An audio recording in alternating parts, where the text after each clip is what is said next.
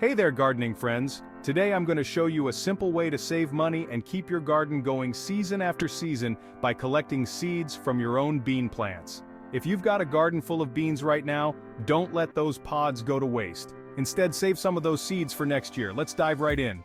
First things first, choose your healthiest plants. These are the ones that produced well and showed resilience against pests or diseases. Picking seeds from the strongest plants means better beans in the future. Now let the bean pods dry completely on the vine. This is super important. When the pods have fully dried, they'll be brown, brittle, and the beans inside will rattle if you shake them.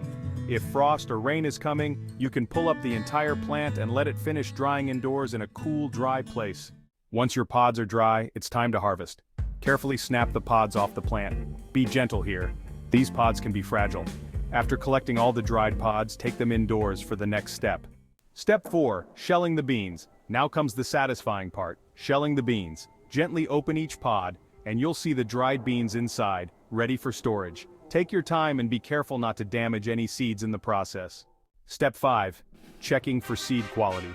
As you shell, check each bean for any signs of damage or mold. Choose only the healthiest, blemish-free beans for saving. Damaged seeds won't germinate well, so it's worth being picky here. Step 6. Storing your bean seeds. Finally, it's time to store your seeds. Place them in a dry, cool, and dark place like a paper envelope or glass jar. Just make sure they're completely dry before sealing. Label the container with the bean variety and the date so you remember exactly what they are when planting season comes around. Bonus tips for seed-saving success.